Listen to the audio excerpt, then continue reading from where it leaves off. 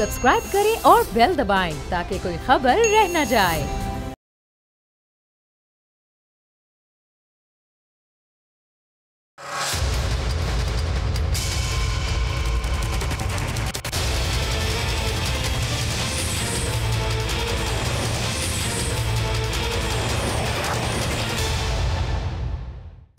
अस्सलाम वालेकुम, आप देख रहे हैं प्रोग्राम बस बहुत हो गया। मैं हूं अरबाब जहांगीर। ब्रॉडशीट का मामला इस वक्त ज़बान ज़द-ए-आम है। हर सियासतदान, हर तज्ज़ियाकार इस पर बात कर रहा है। तो भला वज़ीर आज़म कैसे पीछे रहते।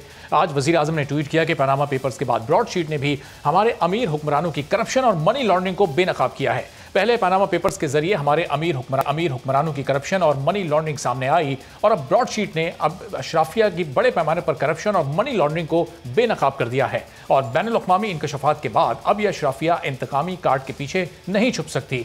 अशराफिया ने बैरून मुल्क गैर कानूनी असासे बनाने के लिए मनी लॉन्ड्रिंग की, खुद को मकामी कानून से बालातर किया और फिर अपना सियासी असर रसूख इस्तेमाल करके NRO का सहारा लिया। इस तरह इन लोगों की लूटी हुई मुल्की दौलत को महफूज बनाया गया और पाकिस्तानी आवाम को सबसे ज्यादा नुकसान हुआ। इन लोगों ने सिर्फ आवाम की दौलत को ही नहीं लूटा बल्कि टैक्स दहिंदगान के पैसे को NRO के जरिए जाय किया गया। ये इंकशाफात आगाज हैं। हम ब्रॉडशीट से अशराफिया की मुकम्मल मनी लॉन्ड्रिंग की मुकम्मल और शफाफ तहकीकात चाहते हैं और ये भी चाहते हैं कि बताया जाए कि किसने उन्हें तहकीकात से रोका है। इस पर अपोजिशन का भी जवाब आया। मरियम औरंगजेब की जानिब से इस पर गुफ्तगू की गई। कहा गया कि परवेज मुशर्रफ ने 600 करोड़ रुपए एक निजी कंपनी को दिए। मुशर्रफ ने 600 करोड़ अपनी जेब से नहीं दिए। आमिर ने अवाम के पैसे को जमहूरियत के खिलाफ इस्तेमाल किया। नैब के दस्तावेजात में था कि अरबों खरबों की रिकवरी हुई।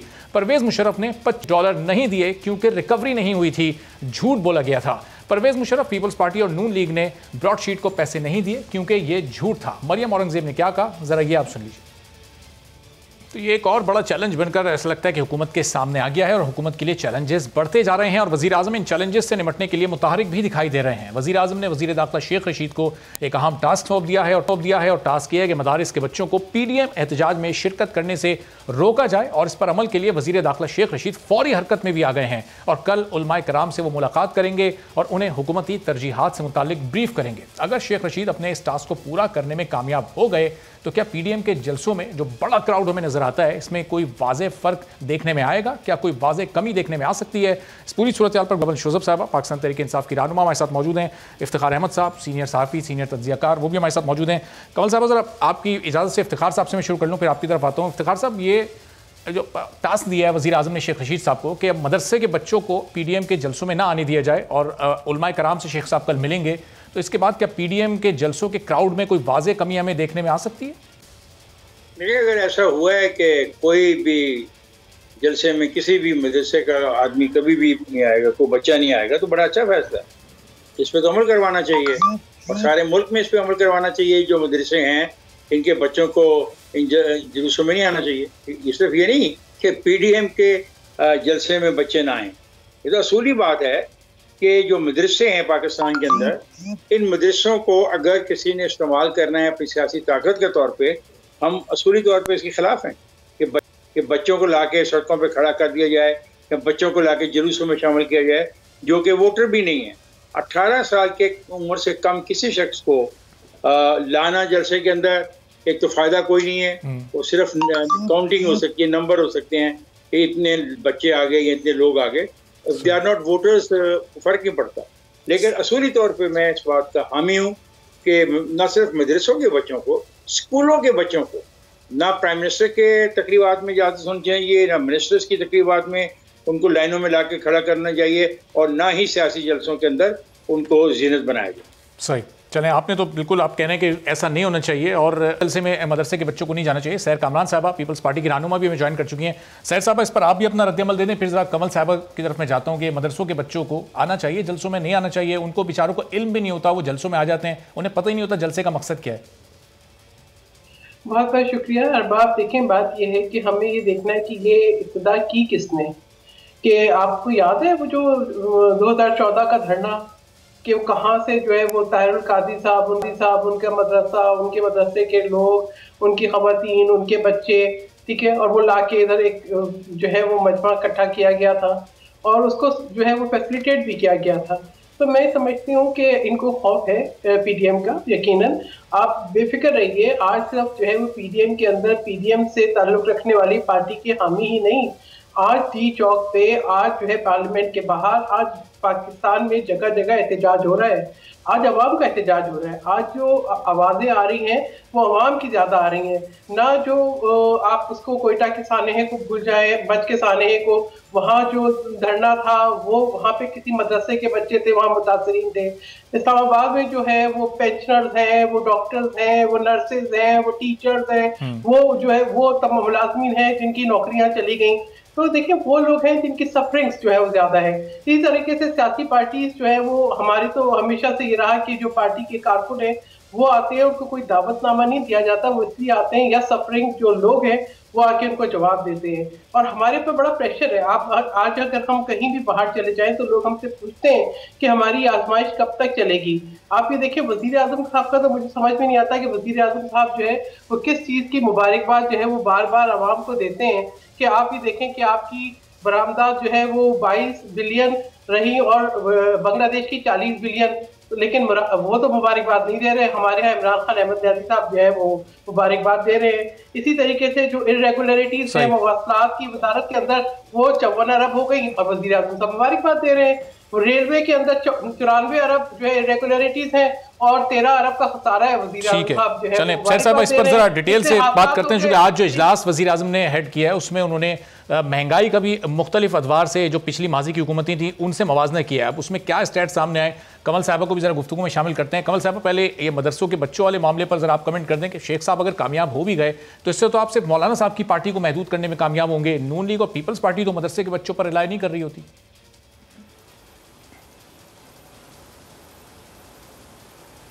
बिस्मिल्लाहिर्रहमानिर्रहीम। Thank you very much Arbab. देखिए, पहले जो भी आपने इशू उठाना होता है ना, उसका कोई रेलेवेंस होनी चाहिए। अगर आपने खुद ही देखा भावलपुर का जो जलसा, एक जलसी हुई थी वहाँ पर, और वहाँ मेरा इलाका अहमदपुर शर्किया, जहाँ से स्कूल की वैन और सुजुकियों में बच्चों को जिस तरह जानवरों को इकट्ठा करके लाया जाता है ना, उस जानवरों का बल्कि लोग ज़्यादा ख्याल रखते हैं। एक आधी सुजुकी में वो एक ही जानवर को खड़ा करते हैं। इनको इतनी बुरी तरीके से इकट्ठा करके और लाया गया था क्योंकि उस मदरसे के जो इंचार्ज थे उन्होंने मौलाना साहब से पैसे ले लिए थे और साथ प्रॉमिस कर लिया था। वो बच्चों के साइज़ आपने भी चलाए, आपने वो दिखाई फुटेजेस जहाँ बच्चे गिरे हैं और बेहोश हुए हैं या उनकी तबीयतें ख़राब हुई हैं। कोरोना के टाइम में जब स्कूल बंद किए हुए हैं, ऑनलाइन क्लासेस चल रही हैं, आप इस तरीके से उनके साथ जुल्म कर रही हैं। तो बात सिर्फ मौलाना साहब की जमात की नहीं है, बात प्रिंसिपल की। मैं इफ्तिखार साहब से एग्री करती हूँ कि ये एक पॉलिसी मैटर है कि अगर आप एक ऐसा सेगमेंट जो गुर्बत की वजह से अपने बच्चों को सिर्फ दीनी तालीम देने के लिए मदरसों में भेज रहा है, उनको आप उनके पेरेंट्स के कंसेंट के बगैर उठाकर इस तरह जलसों में ले जाएं क्योंकि वो आपके लिए एक कमोडिटी या एक नंबर काउंट के लिए की हैसियत रखते हैं, तो ये प्रिंसिपली रॉन्ग है। जहाँ तक स्कूलों की बात की, स्कूलों में थोड़ा सा इससे फ़र्क है। गवर्नमेंट स्कूल्स हों तो और बात है, उनमें भी बिल्कुल नहीं होना चाहिए, लेकिन कई जगहों पे प्राइवेट स्कूल्स अगर इस तरह का कोई काम करते हैं तो वो पेरेंट्स से या बच्चों से पहले कंसेंट फॉर्म साइन कराते हैं। लेकिन बहरहाल या तो बच्चे अपनी मर्जी से आए तो 100 दफ़ा किसी को मना नहीं है, पॉलिटिकल जलसों में आना चाहिए, आवाम को निकलना चाहिए, आके सुनेंगे तो जज करेंगे ना कि बात सही है या गलत है।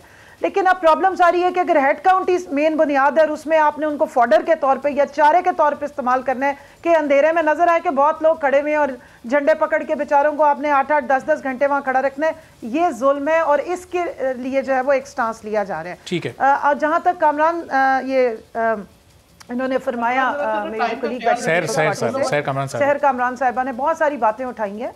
मैं समझती हूँ अगर जी बहुत सारी इश्यूज उठा रही हैं, बड़ी वेल इन्फॉर्म्ड है माशाल्लाह। मैं इन्हीं से ही रिक्वेस्ट करूंगी कि सिंध में आपका 12वां साल है, अपनी परफॉर्मेंस पे भी बात किया करें। वो भी हुकूमत है, इन्हीं 2018 के इलेक्शन के नतीजे में दोबारा आई है और वहाँ पे जिन्नात की हुकूमत या फरिश्तों की हुकूमत नहीं है।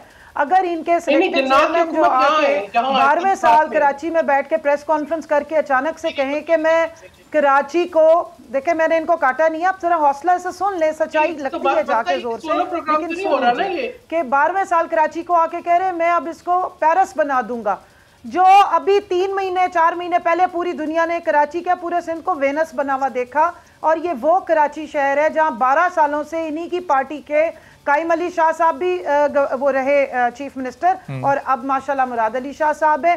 क्या निज़ाम इन्होंने दिया, इनसे एक शहर नहीं चल सका, इनसे एक सूबा नहीं चलता। उसके स्टैटिस्टिक्स आप उठा के देख लें, गुर्बत की शरह पूरे पाकिस्तान में सबसे ज़्यादा सिंध में है, थर में है। ब्रेकिंग न्यूज़ परसों आपने चलाई कि मजीद बच्चों का इंतकाल हो गया और कितने सालों से हो रहा है। ठट्ठा में आप देख लें कि जाके वहाँ पे उनको पता नहीं किस हालत में होते हैं कि जी इमरान खान ने आपके साथ बड़ा जुल्म कर दिया। भाई ठट्ठा सिंध का ही एक हिस्सा है। और मैं अंदाजा है मुझे इसलिए कि मेरे वाले ठट्ठा सीमेंट फैक्ट्री में लगे रहे एडमिनिस्ट्रेटर। इफ्तिखार साहब, मैं सवाल ही कर रहा हूँ कि पीपल्स पार्टी वफाकी हुकूमत पर मिस गवर्नेंस के इल्ज़ामात लगाती है, सिंध में उसकी अपनी हुकूमत है, वहाँ पर भी मिस गवर्नेंस है, वहाँ पर भी इशूज़ हैं। क्या वहाँ के इशूज़ सारे हल हो गए? इससे पहले पंजाब में मुस्लिम लीग नून की हुकूमत थी, क्या वहाँ के उन्होंने तमाम इशूज़ को हल कर दिया जो वफाकी हुकूमत पर मिस गवर्नेंस का इल्ज़ाम लगाते हैं? फिर इलेक्शन के निज़ाम पर भी सवाल उठाते हैं और इन्हीं इलेक्शन के नतीजे में वो खुद भी जीत कर आए।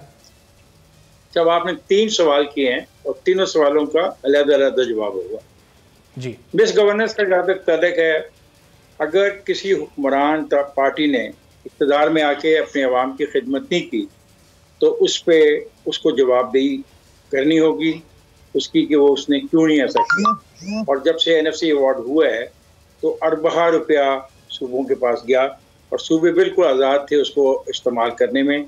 तो ये सवाल करने का हक मुझे और आपके अलावा पाकिस्तान के अवाम को भी है कि उन पैसों को कैसे इस्तेमाल किया गया। और ये कोई ज़ाती किसी पे तनकीद का मसला नहीं है, एक असूली बात है कि जो सरकारी पैसा है उसको कैसे और कब इस्तेमाल करने का फैसला तो सूबाई हुकूमतों का है, लेकिन ये हम पूछना लाजमी है वो कहाँ इस्तेमाल हुआ और कब इस्तेमाल हुआ। अब दूसरा सवाल जो है गवर्नेंस का, वफाकी गवर्नेंस और सूबों की गवर्नेंस के दरमियान जो डिबेट चल रही है, मैं समझता हूँ वफाक को सोचना चाहिए कि उसकी जो गवर्नेंस है वो और नौयत की है और सूबों की गवर्नेंस और नौयत की होती है।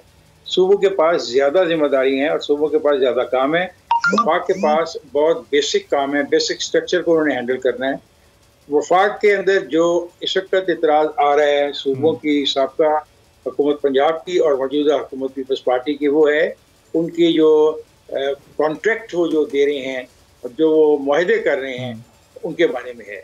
और जो सूबों के हवाले से पंजाब की जो इस वक्त PTI की गवर्नमेंट है उसका जो सूरत हाल है कि लाहौर शहर को आप देख लें, लाहौर शहर एक कबाड़ खाना बनाया जा चुका है।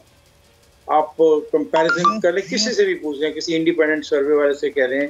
और मैं PTI वालों से खास तौर पर गुजारिश करूँगा कि देखें, आप मुखालफत में बहुत दूर तक चले जाते हैं, ठीक है, लेकिन एक शहर जो 1.25 करोड़ का शहर है, इसके साथ जब ज्यादती हो रही है और जो जुल्म किया जा रहा है और जो इतनी बुरी गवर्नेंस है, लेकिन गवर्नेंस करनी है चीफ सेक्रेटरी ने, सेक्रेटरीज ने, नीचे कमिश्नर ने और डिप्टी कमिश्नर्स ने, और पुलिस की जो इंतजामी अमूर हैं वो IG ने, DIGs ने, SPs ने नीचे कंट्रोल कर।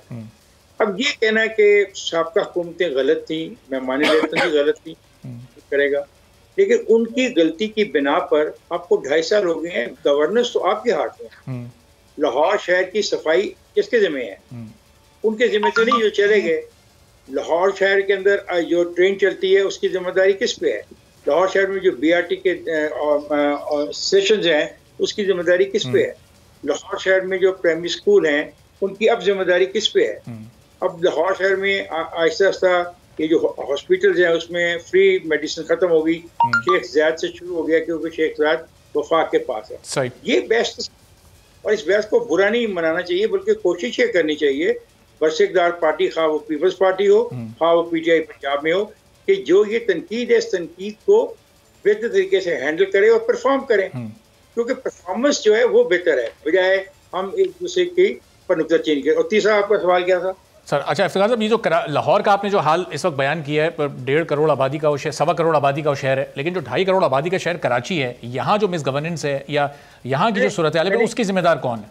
उसकी जिम्मेदारी वफाकी हुकूमत पर आप डालेंगे या फिर पीपल्स पार्टी उसकी जिम्मेदारी? दोस्त बात सुनो, मैं किसी एजेंडे पे नहीं जाना चाह रहा, ना मेरा ये कॉन्सेप्ट होता है। मैंने कहा है कि कराची में पीपल्स पार्टी को और पंजाब में PTI को ये देखना होगा कि उनकी गवर्नेंस क्या है, और हमें हक है कि हम उनकी गवर्नेंस के ऊपर सवाल उठाएं। ये किसी का जाती झगड़ा नहीं है, हम जाती तौर पे किसी की मुखालफत नहीं कर रहे। जब मैं पंजाब की बात करता हूँ, बुज़दार से मेरा कोई जाती झगड़ा नहीं है। जब हम बात करते हैं सिंध की, तो सिंध के चीफ मिनिस्टर से मेरा, मुराद अली शाह से मेरा कोई जाती झगड़ा नहीं है। लेकिन सवाल गवर्नेंस का मुकाबला गवर्नेंस से करेंगे ना। बिल्कुल। लाहौर शहर की गवर्नेंस का मुकाबला आप कराची की गवर्नेंस से करेंगे। अगर इन दोनों बड़े शहरों की गवर्नेंस का मुकाबला करें तो कहाँ की गवर्नेंस आपको आपकी नजर में बेहतर दिखाई देती है? मैं इस पे जजमेंट नहीं दूंगा, क्योंकि फिर कंपैरिजन में हमें पिछला देखना पड़ेगा टेन्योर किसका था। और कराची में चूंकि पीपल्स पार्टी गवर्नमेंट में है तो उनको तो बेहतर करनी चाहिए गवर्नेंस। देखो यार, गवर्नेंस बेहतर करना कोई ताना नहीं है। सही। किसी से ये कहना है कि यार अपनी गवर्नेंस ठीक करो, सड़कें साफ करो, इंक्रोचमेंट को खत्म कराओ, स्ट्रीट लाइट प्रोवाइड करो, अपना बेहतर लोगों को सहूलत मुहैया करो, चल सकें, फुटपाथ फारग करो। फुटपाथ लोगों के चलने के लिए बने हैं। हमारे तो पंजाब के अंदर कोई फुटपाथ रह ही नहीं गया जिसके ऊपर रेडी ना खड़ी करवा दी हो। तो गवर्नेंस का कॉन्सेप्ट जो है ये बुरा नहीं है, गवर्नेंस को इम्प्रूव करना इनकी जिम्मेदारी है। ये कोई बुरी बात नहीं हम कह रहे, माफ कीजिएगा, कि किसी पे तनकीद नेगेटिव तनकीद नहीं है, ये एक पॉजिटिव तनकीद है। ये माने ना माने इनकी मर्जी है। ये तो आप तनकीद बड़ा इसला कर रहे हैं बिल्कुल, और इसका तो हर शहरी को एक हक भी हासिल है। सैर साहब, अब जिस इलेक्शन के निज़ाम के तहत आप लोग सिंध की हुकूमत बनाने में कामयाब हुए, बिलावल साहब भी कहते हैं तारीख में सबसे ज़्यादा वोट इस इलेक्शन में पीपल्स पार्टी को पड़ा है सिंध से, उसी इलेक्शन के निज़ाम के तहत आप ज़िमनी इलेक्शन भी लड़ने जा रहे हैं और फिर उसी निज़ाम पर आप सवालात भी उठाते हैं। ये तजाद नहीं है आप लोगों की इस राय में? देखिए आप सबसे पहले तो मैं कहूँगी कि आप अपना टाइम मैनेजमेंट जो है वो दुरुस्त करें। ये नहीं होता कि अगर कोई ऊंचा बोले तो उसका जो है आप पूरा एक फुल टाइम दे दें कि लगे कि सोलो सेगमेंट चल रहा है। देखिए आप जिस बात की बात करें, हमारे आपके पास पूरा टाइम, अब आप बोलें अपने टाइम में। हमारे तहफ़्फ़ुज़ात बिल्कुल दुरुस्त हैं। सबसे पहले तो मैं कंवल शोसफ साहब बहुत फरमा रही थी सिंध के बारे में। मैं कहती कि शायद इनको वो भूल गया कि वो जो 7 लोग जो है वो ऑक्सीजन ना मिलने की वजह से केपी टीचिंग हॉस्पिटल में जिनकी हलाकत हो गई, इनको शायद ये याद नहीं है या इसको कोई कैलकुलेट नहीं कर रहा कि वहाँ पर जो है जो BRT की जो बार बार चल रही थी, इनको शायद ये याद नहीं है कि वहाँ पर जो है सेहत सहूलत कार्ड जो है इनके कंप्लीट फेलियर है। इनको शायद ये याद नहीं है कि कितने जो है, मैं खुद बता देती हूँ। अरे आप इनको कर लें, मुझे कोई इतराज नहीं है, आप इनको बोलने सोलो करें, मैं तो उठ के चली जाऊंगी। चले कमल साहब, इनके बाद में आपके पास आऊंगा ना, जरा सैर साहब अपना पॉइंट पूरा कर लें, फिर जरा आप जवाब दे दीजिएगा। जी सैर साहब आप बात कीजिए। नहीं, इनको भी बोलने का बहुत शौक है ना। अगर ये दूसरों को नसीहतें करती हैं तो फिर खुद भी उस पे अमल किया करें। मैंने तो इनको इंटरप्ट नहीं किया, इन्होंने मुझे 4 दफा इंटरप्ट किया। अब बर्दाश्त नहीं करना सीखें। रुकिएगा कमल साहब जरा नहीं कर सकती। अगर इनके पास सवालात के जवाब नहीं है तो प्लीज फिर ये इस तरह की बातें ना करें। जी अपना पॉइंट मुकम्मल कर लें सैर साहब।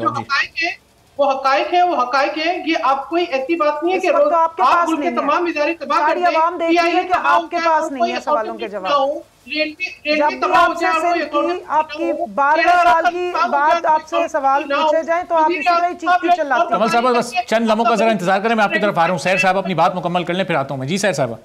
ये है कि ये सहर साहब अगर रटते हुए जुमले ना बोले, कोई हकाइक पे बात करें। इफ्तिखार साहब ने बहुत अच्छी बातचीत की है, उसके तहत आप अपनी बात करें, मैं अभी कर देती हूं। अपनी वीकनेसेस भी मैं बयान करूंगी। कमल साहब दोनों आप जरा रुकिएगा एक चंद सेकंड के लिए। हाफिज साहब, हाफिज अब्दुल्ला साहब ये साथ मौजूद हैं, जरा उनको भी शामिल कर लेते हैं। हाफिज साहब बहुत शुक्रिया प्रोग्राम के लिए, आपने वक्त निकाला। अब ये शेख रशीद साहब को हाफिज साहब टास्क मिल गया है कि मदरसों के बच्चों को अब जलसों में नहीं आने देना है। उलमा कराम से वो मुलाकात करेंगे, उनको राजी करने की कोशिश करेंगे जो हुकूमती तरजीहात हैं। तो इसके बाद फिर आपके जलसों का क्राउड तो बड़ा कम हो जाएगा। हाफिज साहब फिर क्या करेंगे आप लोग?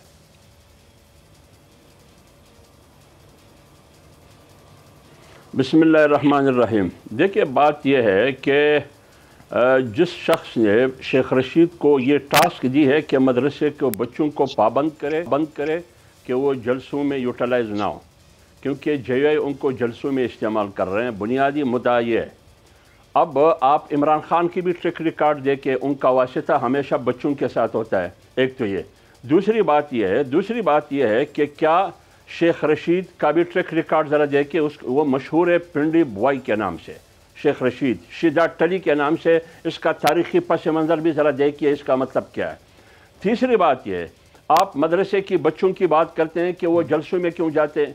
क्या जमीयत उलमा इस्लाम की पूरे मुल्क में 30 लाख रुकन साजी है। ये 30 लाख के 30 लाख ये सारे मदरसे के बच्चे हैं।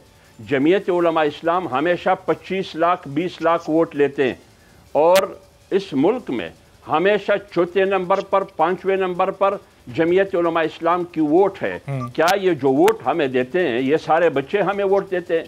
और अगर मदरसे की बच्चे की बात आप करते हैं, अगर यूनिवर्सिटी की और कॉलेज का बच्चा सियासत में हिस्सा ले सकता है, तंजीम का हिस्सा बन सकता है, यूनियन का हिस्सा बन सकता है, वो एहतजाज कर सकता है, वो पॉलिटिशियन का दाएं और बाएं खड़े हो सकता है, उनके प्रोटेस्ट में, उसके एहतजाज में शरीक हो सकता है, शामिल हो सकता है।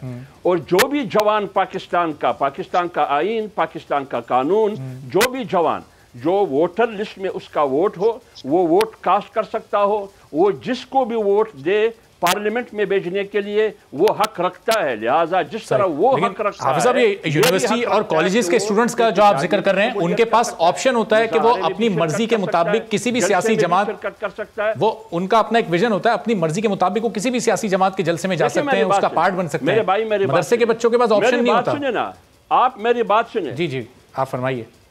बाबा मेरी बात सुनिए, मेरे पास इतना टाइम नहीं, आप इतना लंबा सवाल करते हैं। मैं समझ गया आपकी बात को, मैं कोई पागल नहीं हूं, ना बच्चा हूं, इशारे को भी समझता हूं। मुझे जल्दी है, मेरे जाना है मेरे भाई। बात यह है कि ज़बरदस्ती आप जाके सर्वे करें, पाकिस्तान के हज़ारों मदारस है, जाके वफाकुल मदारस वालों से बैठ के बात करें कि आज तक जमीयत उलमा इस्लाम ने बाई फोर्स किसी भी मदरसे की तालिब इल्म को इस्तेमाल किया है अपने सियासत के लिए। एक बात है नौजवान पाकिस्तानी शहरी को, नौजवान तालिब इल्म अगर यूनिवर्सिटी का हो, उसको तो सियासत में हिस्सा लेने का हक है। अगर नौजवान मदरसे का स्टूडेंट हो, उसमें सियासत का हिस्सा लेने पर क्यों पाबंदी है मेरे भाई? दूसरी बात ये, आप मदीने की रियासत की बात करते हैं। आप सवाल समझे नहीं। सवाल ये था कि मदीने की रियासत में जरा तारीफ पढ़िए जनाब रसूलुल्लाह सल्लल्लाहु अलैहि वसल्लम। अगर मेरी बात सुनिए यार, अगर वो एक तरफ मस्जिद नबवी का खतीब था, मस्जिद नबवी का इमाम था, वो मैदान जहाद में कमांडर भी था, उसके साथ हज़रत उमर फारूक भी थे, अबू बकर सिद्दीक भी थे, ये सारे हज़रत अली करमल्लाहु वजहू भी थे, अबू उबैदा बिन जर्राह भी थे, ये सारे लोग, वो थुलबा भी थे, सहाबाए किराम। वो मदीने की रियासत में मस्जिद नबवी में पैगम्बर अलैहिस्सलातु वस्सलाम के साथ पढ़ते थे। पैगम्बर अलैहिस्सलातु वस्सलाम as a Ustad, as a teacher वो पढ़ाते थे, वो शागिर्द थे। उसी मस्जिद नबवी से जो मदरसा है, उसी मस्जिद नबवी से जो उस ज़माने की यूनिवर्सिटी है, उसी से जहाद के लिए लश्कर भी तैयार हो जाता था, वहाँ अदालत भी लगी हुई थी, वहाँ GHQ हेडक्वार्टर भी था। वो क्या चीज़ वहाँ नहीं थी? वहाँ इंसाफ और अदालत का मैदान भी सजाया हुआ था, वहाँ से जहाद के लिए लश्कर भी तैयार होते थे। लिहाजा अगर मदीने की रियासत की बात है, उस मदीने की रियासत का किरदार तो ये था। आज आप मदीने की रियासत की दावा करते हैं, मिसालें चीन के देते हैं, नॉर्वे के देते हैं, स्विट्जरलैंड के देते हैं, न्यूजीलैंड के देते हैं, अमेरिका की निज़ाम के देते हैं, और मदारिस को ताले लगाने की कोशिश करते हैं। एक नया शोशा भी तुमने छोड़ दिया कि तुम कहते हैं कि मैं तनख्वाहें दूंगा 10,000 रुपये। इस तनख्वाहों पर हम तुकते हैं। कोई भी इमाम, कोई भी खतीब आपके 10,000 रुपये खैरात नहीं लेंगे। खैरात आपका काम है, जो भीख मांग रहा है पूरी जिंदगी में, भीख के अलावा तुमने कुछ भी नहीं किया है। मुझे यकीन है कि जिस दिन आपके सांस निकालने के लिए अर्ज़ाइल अलैहिस्सलाम आएगा, उससे पहले आप कहेंगे कि सांस बाद में निकालो, पहले चंदा दे दो मेरे अस्पताल के लिए। यह है आपका तरीक़ाकार भाई। आप मदरसे के नौजवानों को, वो नौजवान है, वो बालिग है, उनको हक है सियासत में हिस्सा लेने का, जलसे में, एहतजाज में। अगर कॉलेज यूनिवर्सिटी का तलब इल्म हिस्सा ले सकता है, वो भी हिस्सा ले सकता है। ज़बरदस्ती कोई किसी पे नहीं कर सकता, मर्जी से हर नौजवान, हर बच्चा जा सकता है। ठीक है हाफिज साहब, आपका पॉइंट आ गया, बहुत बहुत शुक्रिया। चूंकि हाफिज साहब के पास टाइम भी बहुत कम था, बहुत सारे सवालात इन्होंने बहुत कम वक्त में खड़े कर दिए और कुछ नामुनासिब अल्फाज का भी इस्तेमाल किया है। अभी एक ब्रेक लेते हैं और सैर साहबा भी हमारे साथ मौजूद थी, जो कि नाराज़ होकर चली गई। कोशिश करेंगे आने वाले दिनों में उनको मनाकर फिर अपने प्रोग्राम में ला सकें और उसमें उनको मुनासिब टाइम भी मिले बात करने का। एक ब्रेक के बाद कमल शोज़ब साहिबा और इफ्तिखार साहब तो हमारे साथ मौजूद हैं ही, मज़ीद सवालात इन दोनों के सामने रखेंगे।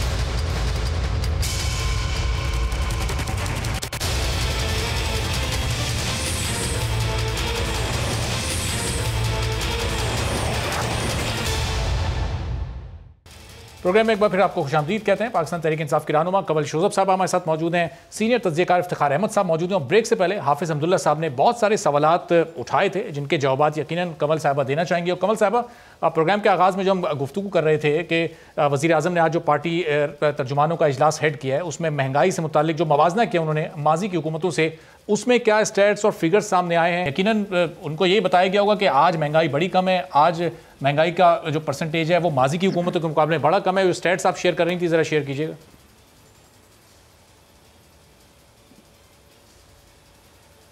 जी मैं इनको पहले 1 मिनट अगर मुझे इजाज़त है मैं ज़रा रिस्पॉन्ड कर दूँ आपके बाकी सारे पार्टिसिपेंट्स को। मैं इफ्तिखार साहब की इज़्ज़त करती हूँ और मैं समझती हूँ उन्होंने बड़ी अच्छी बात की है। हमें बिल्कुल हमारे पे क्रिटिसाइज़ इन्हीं के तरह के लोगों को करना चाहिए जो एक न्यूट्रल रेपुटेशन रखते हैं या जिनका कभी भी किसी हुकूमत से डायरेक्ट ताल्लुक़ नहीं रहा, लेकिन उनका क्रिटिसिज्म बिल्कुल भी नहीं बनता जो खुद इस मुल्क को डुबो के गए हैं और फिर मुंह खोल खोल के जो है वो चीखे मारें। जहाँ तक हाफिज़ साहब ने बयानात दी, इनके 4-5 बयानात पे मुझे शदीद एतराज़ है और मैं अपना एतराज़ और प्रोटेस्ट रिकॉर्ड कराती हूँ। इन्होंने यहाँ पर कहा कि जो शख्स और फिर इन्होंने शेख रशीद साहब के बारे में डेरोगेटरी ज़ुबान की ली, आपको इनको रोकना चाहिए था। इस तरह तो फिर अगर हम यहाँ पर डीज़ल का नाम लेंगे फिर इन्हें बहुत तकलीफ़ होगी और फिर इन्हें भी हौसले सब्र से सुनना चाहिए। रियासत मदीना एक सिम्बॉलिक रियासत है और उसका क़याम इंशाअल्लाह ताला हमारा ईमान भी है और हमारा उनसे सवाल कर रहे थे, आप उनका लहजा और अंदाज देख लें, वो सवाल सुनने के मूड में नहीं थे, तो उनको रोकना तो बड़ा मुश्किल है। मुझे जरा 1 मिनट ठहर जाए। जी आप बात कर लें, मैं तो आप जी 1 मिनट। वो लहजा ऐसा ही है उनका, जाहिरियत भरा लहजा है। जब उनसे रियासत के इदारे भी सवाल करते हैं तो वो कहते हैं कि हम चढ़ दौड़ेंगे, हम मारा पीटी करेंगे, क्योंकि हम दूसरों को ये तनकीद भी कर रहे हैं और तलकीन भी करें कि हम तो जी आइन और इस मुल्क में आइन की सुप्रीमेसी के लिए निकले हैं, लेकिन ये आइन के खुद ताबे नहीं है, ये रूल ऑफ लॉ से अबव हैं। इनको एक एक्स्ट्राऑर्डिनरी किस्म की शराइत चाहिए अपने लिए। जहाँ तक उन्होंने कहा कि इमरान खान का खुद अल्लाह मियाँ मेहरबानी करे, दम हर एक का निकलना है, और मैं समझती हूँ कि अपनी ये जो जिस तरीके से उनका जहर या नफरत में वो एक बहुत बड़ी तारीफ कर गए हैं। इमरान खान की पूरी ज़िंदगी वक्फ है पाकिस्तान की गरीब आवाम की भलाई के लिए, और अगर इन्होंने कहा है कि आखिरी दम पे भी वो ये बात कर रहे होंगे तो ये हमारे लिए बड़ी क्रेडिट की बात है। हमने यहाँ पे परमिटों में लोगों के पैसे नहीं खाए, ना इमरान खान के ऊपर कोई इस किस्म के लूट मार के चार्जेस हैं, ना उनके एसेट्स बियॉन्ड मीन है, ना उन्होंने यहाँ पे मुख्तलिफ वजारतों के लिए लोगों से मुकमका किए, ना ये किया है कि वर्दी वालों के साथ जाके पहले हलवा खाते रहे, 12,000 केनाल ज़मीनें अपने ख़ानदान पूरे के लिए अलॉट करा ली और आप खड़े हो गए उनको गालियाँ देने के लिए कि जी, और वो बात नहीं करते हैं। जहाँ तक आपने स्टैटिस्टिक्स का जिक्र किया, देखिए मैं इस वक्त पूरी डिटेल्स आपको नहीं दे सकती क्योंकि वो एक पूरा चार्ट है, मैं आपको भेज दूंगी, वो आप अपने प्रोग्राम में ज़रूर चलाइएगा। लेकिन मैं आपको सिर्फ इतना बता रही हूँ, मेरे पास ये सेंसिटिव प्राइस इंडेक्स है और कोर प्राइस इंडेक्स है, जो मेन फैक्ट्स हैं वो बता देती हूँ। देखिए 6 साल से पूरी दुनिया में एक फूड इन्फ्लेशन आया हुआ है और उसमें फूड बास्केट जो या ग्रेन है या आपका जो ऑयल है, पाम ऑयल जो हम सारा इम्पोर्ट कर रहे हैं, वो उसकी प्राइसेस ऊपर गई हैं और ऑयल बेस्ड ही हमारी इकॉनमी है। हम क्रूड ऑयल भी बाहर से लाते हैं, हम पाम ऑयल भी बाहर से ले रहे हैं और बहुत अरसे तक यहाँ पर उसका कोई ऑल्टरनेट अभी तक ज़राए नहीं दिए गए। तो इस वजह से एक तो फूड इन्फ्लेशन सिक्लिकल है। जब हमारा 27 फरवरी को एडवेंचर हुआ, इंडिया के साथ बॉर्डर बंद हुए, टमाटर आलू प्याज आप वहाँ से इम्पोर्ट कर रहे थे क्योंकि एग्रीकल्चर में कोई इन्वेस्टमेंट ही नहीं हुई इतने अरसे से, तो उस वजह से फूड की जो एक डिमांड सप्लाई डिस्टर्ब हुई और इंटरनेशनली भी हुई है। लेकिन उसके बावजूद हुकूमत वक्त ने सेंसिटिव प्राइस इंडेक्स में पिछले 6 हफ्तों का सबसे कम लास्ट हफ्ते में आया है और कोर प्राइस जो हमारा इंडेक्स है उसमें 2 सालों की निस्बत सबसे ज्यादा 2 पॉइंट्स की ड्रॉप हुआ है, जिसमें आपका 75% हाउस होल्ड डिपेंड करता है या कोई आम घराना है वो डिपेंड करता है। जैसे जैसे एक मिनट दीजिएगा, आपकी एक्सपोर्ट्स बढ़ती है, अरबाब मुझे 1 मिनट आर्गुमेंट पूरा करने दें। जैसे जैसे एक्सपोर्ट्स बढ़ती जाएंगी और आप जो है वो डॉलर कमाना शुरू हो जाएंगे, बजाय इसके कि इंपोर्ट करके आप डॉलर बाहर दे रहे थे और मुल्क में डॉलर का खसारा था, और उसकी मेहरबानी भी ये वो जो इसाक डॉलर साहब बाहर बैठे हुए उनके ये शाखसाने हैं कि उन्होंने एक गलत पॉलिसीज इस मुल्क में लगाई, और ये मैं नहीं, ये मिफ्ता साहब ने इसकी गवाही दी कि उनकी इसाक डॉलर साहब की जितनी भी पॉलिसीज थी लॉन्ग टर्म में वो गलत थी। पाकिस्तान की जो बरामदाद हैं वो बेतहाशा $60 बिलियन की थी और हमारी एक्सपोर्ट 0 पे हम खड़े थे, 22 बिलियन से हम आगे गए नहीं। इस वक्त जब बढ़ना शुरू हुई, यही एक वाहिद हल है कि आपकी इन्फ्लेशन काबू में तब आती जब आपके मुल्क में इनफ्लो होता है। आप जाहिर है आप दुकानदार है, अगर आपका सामान नहीं बिक रहा है तो आपके पास कोई आमदन का जरिया नहीं है, और वही ट्रेड गैप हमारा बढ़ता गया जिसको कम किया है। करंट अकाउंट डेफिसिट एक वाहिद इंडिकेटर है जो ये शो करता है कि आपकी इकोनॉमी आउट थी, वो पिछले 5 जो कमल साहब डिटेल्स आपका बिल्कुल अभी जवाब आ गया, जरा बेहतरी की तरफ आ रही है और इंटरनेशनल कोरोना की वजह से जो गड़बड़े हैं पाकिस्तान ने उस पर कंट्रोल किया है। और मैं स्टैटिस्टिक्स भी आपके साथ जो कीमतें खुर्दोनोश है वो शेयर करूंगी, उसमें एक चीज सुन लें, पीपल्स पार्टी के टाइम की, उसमें नून लीग के टाइम की और उसमें पीटीआई के टाइम की छोटी से छोटी चीजों ठीक का है, भी चलें जिक्र कमल है साहब, कि इफ्तिखार उस साहब बहुत टाइम पे देर से वेट काफी- कर रहे हैं, जरा रुक जाइएगा। इफ्तिखार साहब, ये वाकई आपको बेहतरी आती हुई दिखाई दे रही है? ये जो फूड इन्फ्लेशन है, इस पर वजीर आजम की इंटेंशन शायद होगी, वो बार बार नोटिस लेते हैं, कोशिश भी करते हैं, अपने वज़रा को टास्क भी देते हैं, टाइगर फोर्स भी बनाते हैं, लेकिन अभी तक इस पर इम्प्लीमेंटेशन होता हमें नहीं दिखाई दे रहा है कि कीमतें वाकई कोई बड़ी कम हुई हों। तो आपको लग रहा है कि आने वाले दिनों में हुकूमत ये इस पर काबू पा लेगी, ओवरकम कर जाएगी सिचुएशन को? ये बात ये जो इम्पोर्ट एक्सपोर्ट की बात कर रही है खातून मोहतरम, ये ठीक कह रही है कि इसका जो नया बैलेंस है वो हमें देखना होगा। हमें पैदावार यहाँ पे बढ़ानी होगी और बाहर भेजेंगे तो पैसे आएंगे, ये इस हद तक तो ठीक है। लेकिन मेरे पास चौंका जो प्राइम मिनिस्टर साहब ने आज उनको ब्रीफिंग जो दी गई है, मेरे पास उसकी कॉपी कोई नहीं है। तो काश मेरे पास कॉपी होती, यहाँ आप भिजवा देते तो मैं बेहतर जवाब देता कि जो कंपैरिजन उन्होंने किया है कैसे। एक अजीब सी बात मैं महसूस कर रहा हूँ कि प्राइम मिनिस्टर साहब को जो ब्रीफिंग दी जा रही है ब्यूरोक्रेसी की तरफ से, ये काफ़ी हद तक डेंजरस है। अच्छा, ऐसी चीज़ें हैं जो प्राइम मिनिस्टर को गलत तौर पे पेश की जा रही हैं, ये मैं इल्ज़ाम लगा रहा हूँ टेलीविजन पे बैठकर। अच्छा, प्राइम मिनिस्टर को सोचना चाहिए क्या उनके पास अपने इंडिपेंडेंट सोर्सेज हैं? यानी ये जो कंवल कह रही है कि उसके पास वो है, पूरा डिटेल आई है, मैप इसका पूरी कंपैरिजन आई है, तो ये बड़ी हैरानकुन बात है कि अगर आज जो कीमत है गंदम की और आटे की, वो कमल को भी पता है, मुझे भी पता है। पिछले दिनों प्राइम मिनिस्टर साहब ने कहा कि मुबारक हो, हमने चीनी को कंट्रोल करके 82 रुपीज़ पे कर दी है। बिल्कुल। और ये भी पता है कि आज चीनी फिर 100 पे चली गई है। बिल्कुल। अंडे का जो रेट है वो भी कमल को पता है, जो सब्जियों का रेट है वो भी पता है। और जो ये टमाटर की बात की और आलू की बात की, मैं सब तक इत्तेफाक करता हूँ कि टमाटर की प्राइसेस शूट इसलिए करती हैं कि हम मंगवाते हैं उसको हिंदुस्तान से, फिर हमारी टमाटर की फसलें मुख्तलिफ वक्तों पे होती हैं। जो हमारे नॉर्दर्न एरिया की फसल वो और है, जो हमारे सेंट्रल पंजाब और पंजाब की फसल है और है, जो सिंध की फसल है वो और है, और जो बलूचिस्तान की फसल है और है। इसके पैदावारी अमल में कुछ दिनों का, हफ्तों का फर्क होता है, तो उससे प्राइसेस में उतार चढ़ाव होता है, लेकिन इतना नहीं होता जितना इस वक्त हम महसूस कर रहे हैं। मसलन गुज़श्ता रोज इन्होंने घी की कीमतों में इजाफा किया और काफ़ी बड़ा इजाफा किया, जंप हुआ, और बिजली की कीमतों में भी इजाफा होता जा रहा है हर महीने, ये भी इनके रम में है। ऐसी सूरत हाल में अगर कोई ऐसी ब्रीफिंग प्राइम मिनिस्टर को दी गई है जिसमें प्राइम मिनिस्टर को कहा गया ये सब लोग पागल हैं, ये सब लोग झूठ बोल रहे हैं, ये लोग बेवकूफ़ हैं, जाहिल हैं, तुम्हारे मुखालिफ हैं, इसलिए इस किस्म की बातें करते हैं, हमें तो कोई फ़र्क नहीं पड़ेगा, ना अवाम को कोई फ़र्क पड़ेगा, लेकिन इसका प्राइम मिनिस्टर को फ़र्क पड़ेगा इन द लॉन्ग रन। क्योंकि प्राइम मिनिस्टर को खास किस्म के धोखे में रखा जा रहा है अपनी जान बचाने के लिए, अपनी नाअहली को बचाने के लिए, तो ये एक अफसोसनाक अमल होगा। मुझे अफसोस होगा कि प्राइम मिनिस्टर उन लोगों के हाथ में खेल जाएं जो इस मुल्क को चला रहे हैं। ये पॉलिटिशियन तो बेचारे आते हैं, जलील होकर चले जाते हैं ना, असल तो मुल्क तो ब्यूरोक्रेसी चलाती है।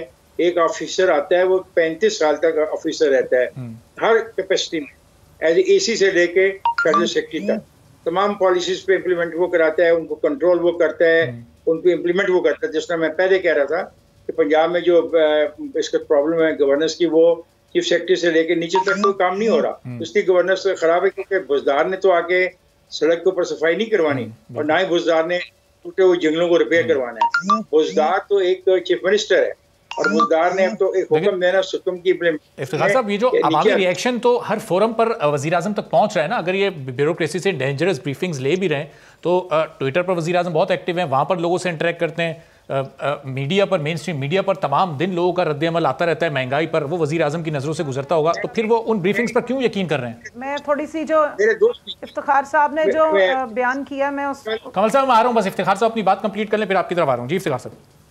तो बात यह है, फिर मैं वही बात कहूँगा कि ये आपका भी मुल्क है, मेरा भी मुल्क है। आप आज हुक्मरानों, कल आप हुक्मरान नहीं होगे, कोई और होगा। लेकिन ये जो माफिया हैं लूट मार के ये तबाह कर रहे हैं, ये लूट के खा गए हैं। खा वो गंदम का माफिया है, खा वो शुगर का माफिया है, कोई माफिया है, खा वो घी का माफिया है, खा वो कॉलेजेस का माफिया है, ये लूट रहे हैं। आवाम की जो कुव्वत खरीद है वो कम होती जा रही है। आप ये तो देखें ना, आपने तनख्वाहें कितनी बढ़ी हैं। चले हम आ जाते हैं मुलाजमीन के लिए, मैं छोड़ देता हूँ आम आदमी को, इस पर हमें सोचना चाहिए। वो हम में से हैं, वो आपके वोटर्स भी हैं, वो किसी और पार्टी के वोटर्स भी होंगे। मैं तो हैरान हूँ कि ये प्राइम मिनिस्टर को एक ही नहीं इससे पहले भी मैंने महसूस किया कई चीज़ों में प्राइम मिनिस्टर को ऐसी मसलन ये भाषा डैम के बारे में जो प्रेजेंटेशन है जी, नोइंगली वेरी वेल के भाषा डैम की तख्ती कौन लगा के आया, भाषा डैम की पहली जो अपना सर्वे किसने कराया। मुझे नहीं समझ आता कि ये जो ब्यूरोक्रेसी है ये क्यों ऐसा करे। और मैं इमरान खान से इस प्रोग्राम के लिए दोबारा अपील करने लगा हूँ, Imran Khan, trust your MNAs, trust your MPs, trust your workers instead of trusting these bureaucrats who are expert giving you the presentation। इतनी खूबसूरत प्रेजेंटेशन देते हैं कि आदमी हैरान हो जाता है क्या खूबसूरत चीजें हैं। अगर उनकी प्रेजेंटेशन इतनी अच्छी होती तो आज हम यहाँ ना खड़े होते जहाँ खड़े हैं। ठीक है इफ्तिखार साहब, आपका पॉइंट आ गया और आप ये कह रहे हैं कि इमरान खान अब अपने जो ब्यूरोक्रेसी है उस पर ज्यादा ट्रस्ट करते हैं, अपने वर्कर्स MNA और MPs पर उन्हें उतना ट्रस्ट नहीं है। क्या वाकई ऐसा है? ये सवाल कमल शोजब साहिबा के सामने रखेंगे एक ब्रेक के बाद।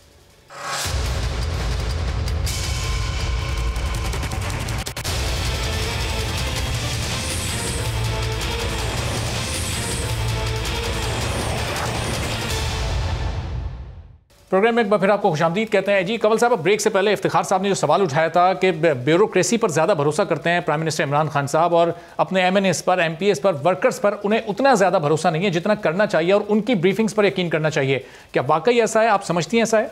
क्या रिस्पॉन्ड करेंगे?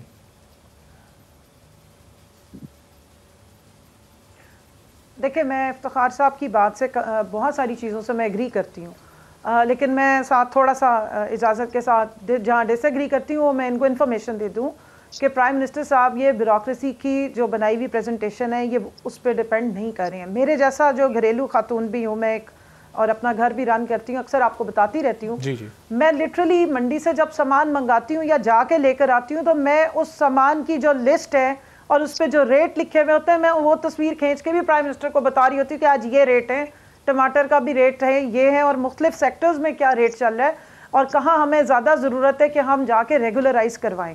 तो ये अगर इफ्तिखार साहब ने जहाँ तक ब्यूरोक्रेसी के रोल की बात की, मैं उससे डिसएग्री नहीं करूँगी। और ये बात आपको याद होगा कि अभी जो एक इवेंट हुआ जिसको बहुत ज़्यादा मिस इंटरप्रेट किया गया कि वज़ीर-ए-आज़म इकरार कर रहे हैं कि हम ना तजर्बाकार हैं और पता नहीं क्या, वो असल में एक यही बात वहाँ पे कर रहे थे और ब्यूरोक्रेसी को ही बुलाया हुआ था कि आपने जो इतने अरसे से जो सिर्फ प्रेजेंटेशंस पर डिपेंड करें, अब ये आपका मामलात इस तरह नहीं चलेंगे। दूसरा, एक डेटा का जो कलेक्शन का सिस्टम था वो बिल्कुल फ्लॉप चल रहा था। जो शुगर रिपोर्ट आई या जो चीनी की प्राइसेस से रिलेटेड इशू आए हैं वो इसी वजह से आते रहे। और इस बात का आप देखें वज़ीर-ए-आज़म ने खुद आके इजहार किया कि हमें गलत तरीके से डेटा पहुंचाया जाता है और एक गलत रिपोर्ट दी जाती है।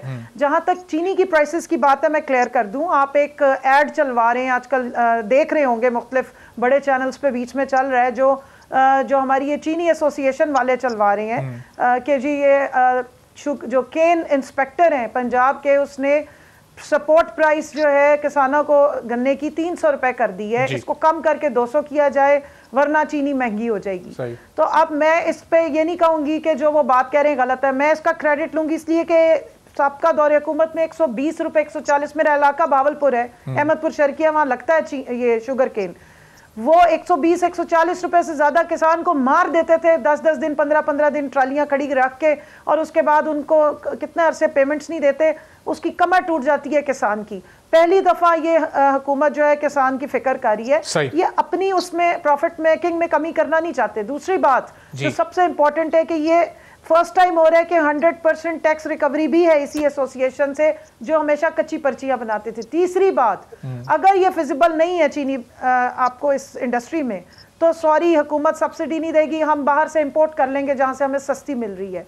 हम पाकिस्तान के रिसोर्सेज, इतना कीमती पानी है, ग्राउंड वाटर, जिसको आप मुफ्त में यूज करते हैं गन्ने की फसल के लिए, आपने गंदम खत्म करके गन्ना लगवाया और डिलिबरेटली वहां पे चंद 11 जो आपके खानदान है उनको इसका ओनरशिप दे दी। आज उन्होंने पूरे पाकिस्तान को हॉस्टेज किया हुआ है। ये चीजें इस तरीके से ज्यादा अरसा नहीं चलेंगी और इसी तरह माफिया की कमर टूटेगी। और इफ्तिखार साहब ने जो बातें रेज की हैं बिल्कुल 100% ठीक की हैं। इफ्तिखार साहब कुछ इस पर रिस्पॉन्ड करना चाहेंगे? जहां इंतजामी अमूर में गड़बड़ थी वहां बीच में लोग, एडमिनिस्ट्रेशन के लोग बीच में साथ शामिल थे, कैन माफिया साथ, ये जो कैन इंस्पेक्टर्स हैं वो भी साथ शामिल थे, और आपका जो दूसरा ये था CCI जो होता है वो उनको चेक ही नहीं कर रहे थे इतने अरसे से, इसलिए कि कॉन्फ्लिक्ट ऑफ इंटरेस्ट है। अगर खुद शुगर फैक्ट्रियां चलाने वाले पॉलिसी मेकिंग में बैठे हुए हैं और वहां से वो सारे फायदे ले रहे हैं और खुद ही को अपने आप को अपनी फेवरेट पॉलिसियां सही है। चलें कमल साहब, पॉइंट आपका आ गया, बिल्कुल वक्त खत्म हो गया जी। और गंदम की भी बात जहां तक है जनाब, जो शॉर्टेजेस हैं, जो हमें फिजिबल होगा वो हम करेंगे। घी की कीमत इसलिए बढ़ी है क्योंकि पाम ऑयल पूरी दुनिया में महंगा हुआ है। अगर आप चेक कर ले ब्लूमबर्ग की रेट्स देख लें, और घी जाहिर है उसका मेन इंग्रेडिएंट रॉ वो पाम ऑयल है और वो इंपोर्ट बेस्ड है। और जब तक इंशाल्लाह ताला हमारा रुपया जैसे जैसे मुस्तहकम हो रहा है अगेंस्ट डॉलर। ठीक है, चलें कमल साहब, पॉइंट आपका मुकम्मल आ गया। बस इफ्तिखार साहब 15 से 20 सेकंड में आप अपना कंक्लूडिंग रिमार्क्स अगर आप दे दें इफ्तिखार साहब। पर कैपिटा इनकम भी बढ़ेगी और इंडस्ट्रियलाइजेशन को भी एनकरेज करेगी। यार देखो मेरे दोस्त, बात ये है कि ये मुल्क सरमायादारों का है और सरमायादारों को ही चलाना है नजर आ रहा है। क्या उनके पास नहीं है? पानी वो बेचते हैं, चीनी वो बेचते हैं, गंदम वो बेचते हैं, आटा वो बेचते हैं, दवाइयाँ वो बेचते हैं। क्या चीज़ है वो नहीं बेचते? जहाज उनके पास हैं, बैंक उनके पास है, इंश्योरेंस कंपनियाँ उनके पास हैं, स्टॉक एक्सचेंज उनके पास है, सब कुछ उनके पास है। हम गरीबों के पास तो यही है, ये जो कमल ने अभी हमें हौसला दिया है कि हाँ हम चीनी माफिया पर काबू पाने की कोशिश करेंगे। हमें तो इनके हौसले नजर आते हैं इनकी बातों से, वरना ईमानदारी की बात है कि जिस ये कंट्री पूरी की पूरी इसका गिरवी रखी गई है माफियाज के हाथों में, वो जो चाहे करे। सही है, चलें। ये बहुत बहुत शुक्रिया कमल शोजब साहबा, इफ्तिखार अहमद साहब हमारे साथ मौजूद थे और बता रहे थे कि हुकूमत को बहुत सारे चैलेंजेस दरपेश है। जहां दीगर चैलेंजेस हैं वहीं कोरोना भी इस वक्त इस हुकूमत के लिए एक बड़ा चैलेंज है। और अब पाकिस्तान ने कोरोना से बचाव के लिए चीनी कंपनी की साइनोफार्म वैक्सीन को मंगवाने का फैसला कर लिया है, जो फरवरी और मार्च के दरमियान तक पाकिस्तान आ जाएगी। पार्लिमानी सेक्रेटरी सेहत का कहना है कि 3 लाख से ज्यादा हेल्थ वर्कर्स इस वैक्सीन के लिए खुद को रजिस्टर्ड करवा चुके हैं और उम्मीद है हेल्थ वर्कर्स को अगले माह से वैक्सीन लगना शुरू भी हो जाएगी, जिसके लिए NCOC ने हेल्थ वर्कर्स के रजिस्ट्रेशन के लिए वेबसाइट बनाई है और अब तक 3 लाख से ज्यादा रजिस्ट्रेशन इस हेल्थ वेबसाइट पर हो चुकी हैं, जबकि दीगर वेबसाइट्स पर अपनी रजिस्ट्रेशन भी इस वक्त करवा रहे हैं। जबकि कराची पाकिस्तान का कोरोना से सबसे ज्यादा मुतासिर इस वक्त शहर है, जहां केसेस की शरह अब बढ़ते हुए 14.56% तक पहुंच चुकी है। तो इस वैक्सीन की आमद के बाद सूरत हाल कितनी बेहतर हो सकती है, इस बारे में बात करते हैं। डॉक्टर फैसल महमूद साहब हमारे साथ मौजूद हैं, किसी तारुफ के मोहताज नहीं है। डॉक्टर फैसल साहब, बहुत शुक्रिया प्रोग्राम के लिए आपने वक्त निकाला। जब ये वैक्सीन आ जाएगी, ये 3 लाख हेल्थ वर्कर्स अब तक अपने आप को रजिस्टर करवा चुके, दीगर भी करवा रहे हैं, इससे कितना फायदा हो सकता है सर आने के बाद? तो देखिए, वैक्सीन जब तक पूरी तौर पे नहीं आती है मुल्क के अंदर, जिसमें अभी 1-2 साल लगेगा, तो ऑब्वियसली हमारे केसेस की शरह में कमी नहीं आएगी। मगर याद रखें, वैक्सीन जो है वो फेजेस में आ रही है। पहले हेल्थ केयर वर्कर्स, क्योंकि उनको सबसे ज्यादा रिस्क होता है, हम उसके बाद इंशाल्लाह जल्द ही जो हमारे 65 साल ज्यादा जो उम्र के लोग हैं उनको मिलेगी, फिर 60 और उसके बाद बाकी लोगों को। तो थोड़ा थोड़ा करके इंशाल्लाह जब वैक्सीन ज्यादा लोगों को मिलेगी, तकरीबन 60 to 70% लोगों को, तो फिर इस हमारे रेट्स में काफी कमी आ जाएगी। तो फैसल साहब, आपके पास क्या ये इन्फॉर्मेशन है? पहले तो हेल्थ सेक्टर को ही लगेगी, हेल्थ वर्कर्स को लगेगी, फिर जो 65 अबव लोग हैं उनको, फिर उसके बाद आम लोगों के लिए क्या शहरों की बुनियाद पर, जैसे कराची इस वक्त सबसे ज्यादा मुतासिर है, कोई कोटा बनाया जाएगा या फिर रजिस्ट्रेशन की बुनियाद पर ये वैक्सीन मिलेगी? कोई ऐसी इन्फॉर्मेशन आपके पास, दीगर डॉक्टर्स के पास मौजूद है? तो एक दफा तो देखिए, पहले तो आपके सिर्फ फ्रंट लाइन वर्कर्स को मिलेगी जो कि कोविड पेशेंट से डील करते हैं। उसके बाद फिर जो 65 ईयर्स से ज्यादा लोग हैं उनको मिलेगी। फिर सेकंड फेज में बाकी हेल्थ केयर वर्कर्स को, और फिर 60 ईयर्स के जो एज हैं उन लोगों को मिलेगी। फिर फेज 3 कैसे होगा, यानी कि बाकी लोगों को कैसे मिलेगी? क्या वो शेयर वाइज तकसीम होगा? एंड उस वक्त प्रॉब्ली माई प्राइवेट सेक्टर में भी वैक्सीन आ चुकी होंगी, तो उसका अभी तक मेरे इल्म में तो अभी फैसला नहीं हुआ है। जैसे से हम अभी वैक्सीन लगा रहे हैं, हम थोड़ा सीखेंगे कि क्या क्या चीजें बेहतर कर सकते हैं, तो बाय दैट टाइम फिर इंशाल्लाह हमारे पास और इन्फॉर्मेशन आ जाएगा। चाइना से साइनोफार्म वैक्सीन आ रही है, इसके अलावा और भी बहुत से ममालिक हैं जो कि वैक्सीन की तैयारी के दावे कर चुके हैं। उसमें बरतानिया भी है, अमेरिका भी है, रशिया भी है। उन ममालिक से भी गवर्नमेंट राब्ते कर रही है, तो उनकी वैक्सीन क्या इस वैक्सीन से कुछ मुख्तलिफ होगी या यही वैक्सीन हमारे मुल्क की सिचुएशन को बेहतर कर सकती है? इस बारे में कहीं कोई रिसर्च हो रही है? तो देखिए, कोई अभी तक ऐसी रिसर्च नहीं है कि एक वैक्सीन एग्जैक्टली दूसरे वैक्सीन से कितना मुख्तलिफ है, इन द सेंस के ऐसा नहीं है कि आधे लोगों को आपने एक लगाई है, दूसरे आधे को दूसरी वैक्सीन लगाई है। हाँ, ये जरूर है कि हर वैक्सीन में थोड़ा फर्क जरूर है। ये जो 3-4 वैक्सीन आपने जिक्र किया है, ये बहुत ही मुख्तलिफ तरीके से इम्यूनिटी पैदा करती हैं। तो मगर एक दूसरे से कितना बेहतर है ये जब फाइनल जब हमारे रिजल्ट आएंगे तो हमको पता लगेगा। और डॉक्टर साहब, आपके अंदाजे के मुताबिक पूरे पाकिस्तान के लिए कितनी वैक्सीन दरकार होगी? अगर पाकिस्तान की आबादी 22 करोड़ है तो क्या हमें 22 करोड़ की ज़रूरत पड़ेगी, या फिर कोई ऐसा क्राइटेरिया हो सकता है कि इम्यून सिस्टम को लोगों के चेक किया जाए, जिनका इम्यून सिस्टम बेहतर है उनको वैक्सीन ना लगाई जाए, दीगर लोगों को लगाई जाए तो काफ़ी तादाद कम हो जाएगी इस वैक्सीन की? कितनी ज़रूरत पूरे पाकिस्तान को होगी इसकी? तो बिल्कुल ये जैसा आपने बोला कि पहले उन लोगों को लगती है जिनकी इम्यूनिटी कम हो या जिनको शदीद बीमारी होने का चांस ज़्यादा है, एंड दैट्स व्हाई ज़्यादा जो एज्ड लोग हैं उनको पहले लगेगी वैक्सीन। मगर अगर हम ये बात करें कितने लोगों को लगनी चाहिए तो अंदाजा नहीं है कि तकरीबन 60 से 70% लोगों को जब लग जाएगी, जिसमें ऑब्वियसली बहुत टाइम लगेगा क्योंकि बहुत सारी आबादी बहुत बड़ी है, तो फिर प्रॉब्ली ये वायरस थोड़ा सा कम फैलेगा। और डॉक्टर साहब, दुनिया के दूसरे मुल्कों में चूंकि अब ये वैक्सीन लगने का सिलसिला काफ़ी मुल्कों में शुरू हो चुका है, कुछ मशहूर शख्सियात भी इसको लगवा रही हैं, तो वहाँ से किस तरह के रिव्यूज़ इस वैक्सीन के आ रहे हैं, कैसे रिजल्ट सामने आ रहे हैं? आप लोग की अगर ऐसे कुछ लोगों से बात हुई है जो वैक्सीन अब तक लगवा चुके, वो कैसा फील कर रहे हैं? कहीं कोई उनकी बॉडी में कोई चेंज तो नहीं महसूस हो रहा? नहीं जी, तो मेरे जाने वाले जिनको वैक्सीन लगी है उनमें तो कोई खास मसला नहीं है। ऑब्वियसली जैसे मैंने कहा हर वैक्सीन अलग है। जब आप अमेरिका वाली वैक्सीन की बात करें तो उसमें थोड़ा सा जिस्म में दर्द बुखार तो होता है, जो कि हर वैक्सीन की बात होता है, मगर कोई ऐसे खुदा न खास्ता कोई बहुत बुरे साइड इफेक्ट जो इन हज़ारों लोगों को लगी है अभी तक उनमें कोई सामने आए। और डॉक्टर साहब, इसके अलावा जो दीगर वैक्सीन हैं दीगर ममालिक की, उनको भी मुकम्मल तौर पर उसके क्लिनिकल ट्रायल्स हो गए, उनमें कहीं कोई साइड इफेक्ट तो मौजूद नहीं है, वो किसी भी एज ग्रुप को नुकसान तो नहीं पहुंचा सकती? जी, तो फिलहाल तो कोई बहुत मेजर किसी भी वैक्सीन में साइड इफेक्ट नहीं है, बट याद रखें कि ये जो वैक्सीन है 4-5 जो हैं, इसके अलावा बहुत सारी और भी वैक्सीन पे भी ट्रायल चल रहे हैं, तो इंशाल्लाह 1-2 साल में तो हमारे पास बहुत सारे ऑप्शन होंगे कौन कौन से वैक्सीन लगानी है। चलें, बहुत शुक्रिया। डॉक्टर फैसल महमूद साहब मौजूद थे हमारे साथ और बताइए वैक्सीन आ जाएगी तो पहले हेल्थ वर्कर्स को लगेगी, 3 लाख हेल्थ वर्कर्स खुद को रजिस्टर करवा चुके, उसके बाद जिन लोग की उम्र 65 साल से ज़्यादा है उनको वैक्सीन लगेगी, और फिर उसके बाद दीगर लोगों का नंबर आएगा। तो ये चीज़ भी बड़ी इंपॉर्टेंट है कि कितनी बड़ी तादाद में ये वैक्सीन पाकिस्तान पहुँचती है। और ज़ाहिर है अब ऐसा महसूस होता है कि कोरोना का मसला जो कि एक बड़ा हल तलब मसला था वो अब अपने एक हल की तरफ जा रहा है, लेकिन एक और मसला भी हल तलब है और वो है चेयरमैन पैमरा सलीम बेग का मसला, जिनको अभी तक उनके ओहदे से हटाया नहीं गया। हम बारहा ये रिक्वेस्ट, ये उम्मीद वज़ीर आज़म से कर चुके हैं, उनसे ये अपील की जा चुकी है कि अब चेयरमैन पैमरा सलीम बेग को हटाया जाए, चूँकि उनके फैसले मेरिट की बुनियाद पर नहीं हो रहे, वो एकतरफा फैसले कर रहे हैं और उनके फैसलों के अच्छे असरात भी मुरतब नहीं हो रहे। इसलिए सोसाइटी के जो मुख्तलिफ तबके हैं उनकी जानिब से सलीम बेग के खिलाफ एहतजाज का सिलसिला भी मुस्तकिल बुनियादों पर चल रहा है और हर गुजरते दिन के साथ वो वसी से वसी तर होता जा रहा है। प्रेस क्लब्स के बाहर और पैमरा के ऑफिस के बाहर ये एहतजाज मुस्तकिल बुनियादों पर जारी है। तो वज़ीर आज़म को अब इसका नोटिस लेना चाहिए और कोई बड़ा और अहम फैसला इस सिलसिले में यकीनन जल्द अज जल्द करना चाहिए। आज के प्रोग्राम से इजाज़त दीजिए, अल्लाह हाफ़िज़।